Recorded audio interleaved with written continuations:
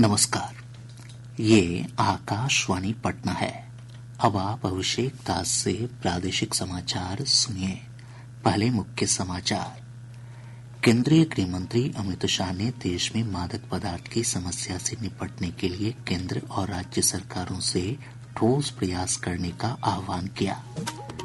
अयोध्या में राम मंदिर में रामलला के प्राण प्रतिष्ठा समारोह की पहली वर्षगांठ के उपलक्ष्य में 3 दिवसीय भव्य समारोह शुरू। सारण जिले के मकेर थानाध्यक्ष रवि रंजन कुमार को वाहन जांच के दौरान एक व्यापारी से 32 लाख रुपए छीनने के मामले में गिरफ्तार किया गया।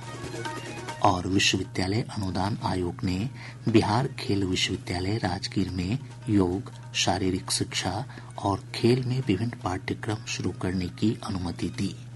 अब समाचार विस्तार से। केंद्रीय गृह मंत्री अमित शाह ने देश में मादक पदार्थ की समस्या से निपटने के लिए केंद्र और राज्य सरकारों से ठोस प्रयास करने का आह्वान किया है।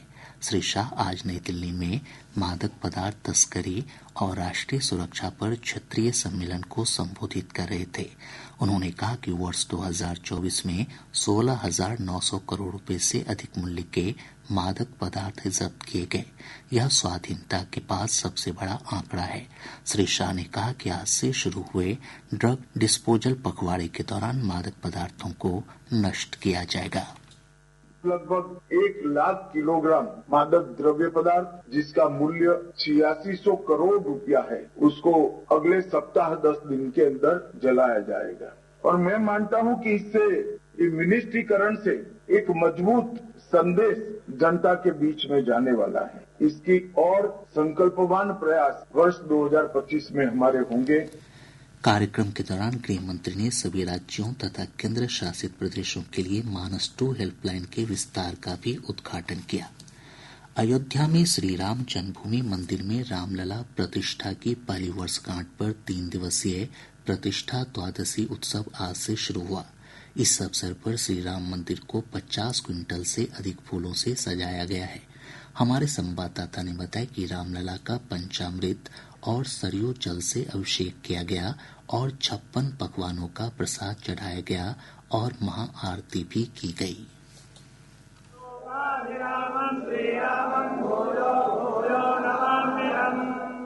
रामनगरी में उत्साह है, उल्लास है, जय श्री राम की चारों तरफ गूंज है। रामलला के भव्य श्री राम जन्मभूमि मंदिर में विराजमान होने की यह पहली वर्षगांठ है, इसलिए देश दुनिया से भक्त रामलला के दरबार में पहुंचे हैं। इस खास मौके पर रामलला सोने और चांदी से कढ़े पीताम्बर को धारण कर भक्तों को दर्शन दे रहे हैं। मुख्यमंत्री योगी आदित्यनाथ ने 3 दिवसीय प्रतिष्ठा द्वादशी उत्सव का शुभारंभ किया। प्रतिष्ठा द्वादशी उत्सव के दौरान तीनों दिन 6 लाख श्री राम बीज मंत्र का जाप कर 21 वैदिक आचार्य माहौल को धार्मिकता से सराबोर करेंगे। साथ ही रोज शाम 6 से 9 बजे तक भगवान रामलला का बधाई गान होगा। इसके अलावा अंगद टीले पर रोजाना राम कथा, प्रवचन और सांस्कृतिक कार्यक्रम होंगे, जिनमें आम लोग शामिल हो सकेंगे। प्रथम वर्षगांठ के कार्यक्रम को देखते हुए तीनों दिन दर्शन के लिए किसी भी तरह के पास नहीं बनाए जाएंगे। साथ ही अधिक से अधिक लोग रामलला के दर्शन कर सकें, इसके लिए दूरदर्शन पर लाइव प्रसारण किया जा रहा है। भक्तों की सुविधा और सुरक्षा के लिए सुरक्षा व्यवस्था के कड़े इंतजाम किए गए हैं। ओम अवस्थी, आकाशवाणी समाचार, लखनऊ।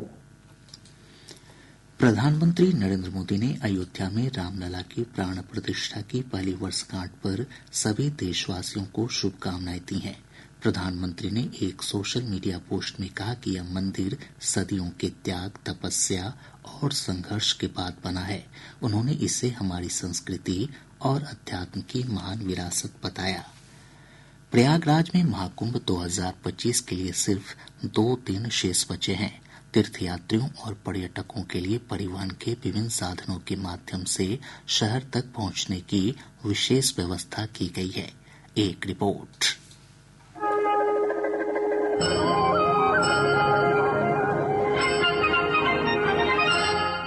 भारतीय रेलवे ने प्रयागराज आने जाने वाले लाखों श्रद्धालुओं की सुरक्षित और कुशल यात्रा सुनिश्चित करने के लिए पुख्ता इंतजाम किए हैं। अमृत स्नान के लिए बड़ी संख्या में यात्रियों की सुविधा के लिए रेलवे 3,300 विशेष रेलगाड़ी सहित 10,000 से अधिक रेलगाड़ियां चला रहा है। भीड़ को नियंत्रित करने के लिए विशेष उपाय भी किए गए हैं, जिसमें अनारक्षित यात्रियों के लिए स्टेशनों पर रंग कोडित प्रतीक्षा और होल्डिंग क्षेत्र शामिल है। भारी भीड़ को संभालने के लिए उत्तर प्रदेश राज्य सड़क परिवहन निगम 7,000 से अधिक बसों की सेवा उपलब्ध करा रहा है, जिनमें 350 से ज्यादा शटल बसें विशेष रूप से मेला क्षेत्र में आवागमन करेंगी। सामान्यतः तीर्थयात्री बस और रेलगाड़ी से आवागमन करते हैं, लेकिन इस बार विमान सेवा भी महत्वपूर्ण योगदान देगा। एयरलाइंस प्रयागराज के लिए उड़ानें बढ़ा रही हैं और महाकुंभ की अवधि के लिए नए शहरों को जोड़ा जा रहा है। नई उड़ानों के जुड़ने से प्रयागराज से महाकुंभ के दौरान 25 प्रमुख शहरों से सीधा हवाई संपर्क हो जाएगा। अनुपम मिश्र के साथ आनंद कुमार, आकाशवाणी समाचार, प्रयागराज।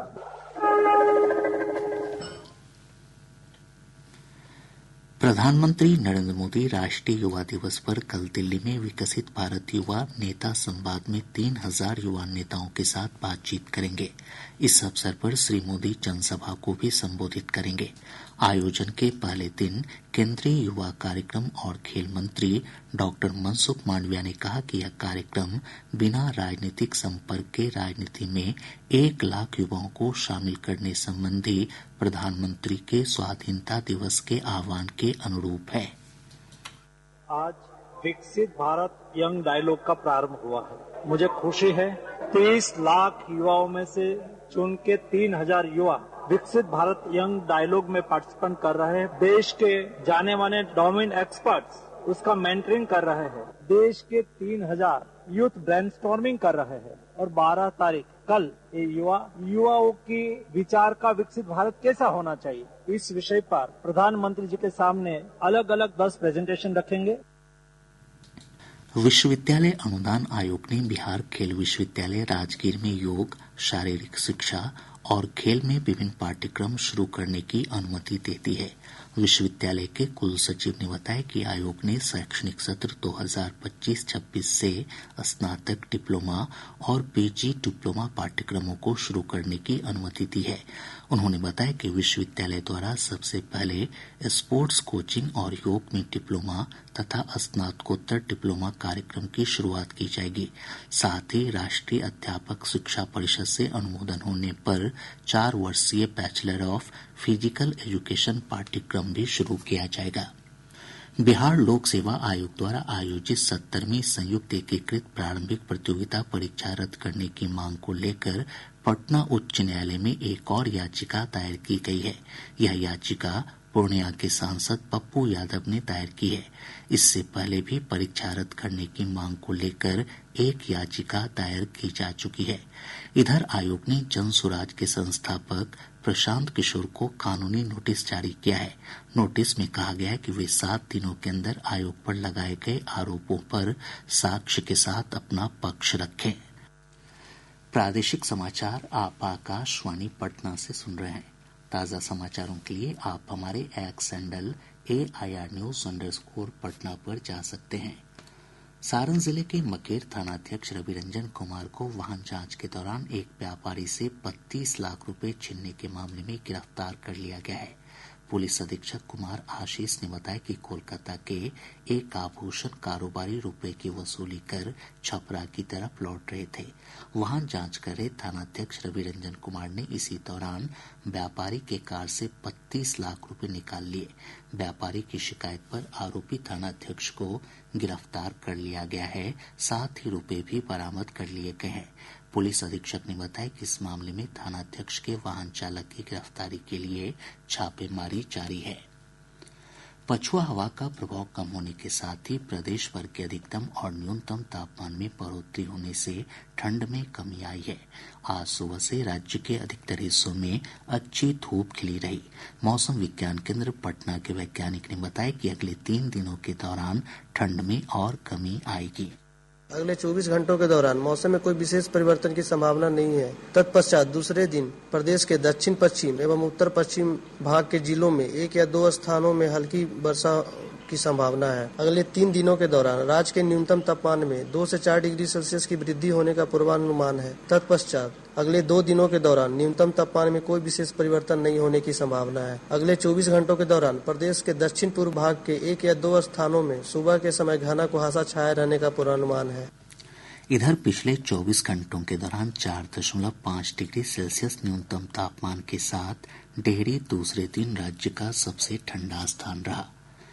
बिहार राज्य आपदा प्रबंधन प्राधिकरण और भारतीय अंतरिक्ष अनुसंधान परिषद इसरो के स्पेस एप्लीकेशन सेंटर के बीच आज पटना में मौसम और प्राकृतिक आपदाओं की चेतावनी और क्षमता संवर्धन प्रणाली को लेकर समझौता ज्ञापन पर हस्ताक्षर किए गए।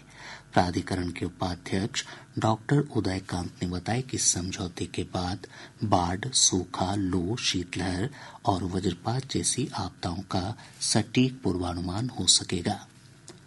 मुख्यमंत्री नीतीश कुमार ने आज अपनी प्रगति यात्रा के क्रम में दरभंगा जिले में 1500 करोड़ रुपए की लागत की 186 योजनाओं का उद्घाटन और शिलान्यास किया। मुख्यमंत्री ने जीविका दीदियों और स्थानीय लोगों के साथ संवाद किया। साथ ही उन्होंने जिले में कई विकास योजनाओं को शुरू करने की भी घोषणा की। प्रदेश के अलग अलग हिस्सों में हुई सड़क दुर्घटनाओं में 4 लोगों की मौत हो गई, जबकि कई अन्य घायल हो गए। गोपालगंज जिले के मीरगंज थाना क्षेत्र अंतर्गत सिमराव में एक अनियंत्रित हाइवा की चपेट में आने से मोटरसाइकिल सवार मां बेटी की मौत हो गई, जबकि 2 अन्य घायल हो गए। दूसरी तरफ नालंदा जिले के हरनौत में धोबा नदी पुल पर एक ट्रक की चपेट में आने से कार सवार 2 लोगों की मौत हो गई, जबकि 3 गंभीर रूप से घायल हो गए। वहीं पटना में गांधी सेतु पर 40 यात्रियों से भरी एक बस में अचानक आग लग गई। सभी यात्री सुरक्षित हैं। नालंदा जिले के लहेरी थाना क्षेत्र स्थित एक होटल में पुलिस ने छापेमारी कर 41 लोगों को शराब पीने के आरोप में गिरफ्तार किया है। भोजपुर जिले के अगियां बाजार थाना क्षेत्र के तारमठिया गांव में अपराधियों ने एक बुजुर्ग दंपत्ति की हत्या कर दी। अररिया जिले के सिकटी थाना क्षेत्र से पुलिस ने भारी मात्रा में शराब और चोरी की 3 मोटरसाइकिल के साथ 2 अपराधियों को गिरफ्तार किया है। कटिहार जिले के कोढ़ा थाना क्षेत्र के रामपुर पंचायत में असामाजिक तत्वों ने एक युवक की पीट कर हत्या कर दी। घटना से आक्रोशित लोगों ने सड़क पर आगजनी कर प्रदर्शन किया। और अब अंत में मुख्य समाचार एक बार फिर। केंद्रीय गृह मंत्री अमित शाह ने देश में मादक पदार्थ की समस्या से निपटने के लिए केंद्र और राज्य सरकारों से ठोस प्रयास करने का आह्वान किया। अयोध्या में राम मंदिर में रामलला के प्राण प्रतिष्ठा समारोह की पहली वर्षगांठ के उपलक्ष्य में 3 दिवसीय भव्य समारोह शुरू। सारण जिले के मकेर थानाध्यक्ष रविरंजन कुमार को वाहन जांच के दौरान एक व्यापारी से 32 लाख रुपए छीनने के मामले में गिरफ्तार किया गया। और विश्वविद्यालय अनुदान आयोग ने बिहार खेल विश्वविद्यालय राजगीर में योग, शारीरिक शिक्षा और खेल में विभिन्न पाठ्यक्रम शुरू करने की अनुमति दी। इसके साथ ही आकाशवाणी पटना से प्रसारित प्रादेशिक समाचार का ये अंक समाप्त हुआ।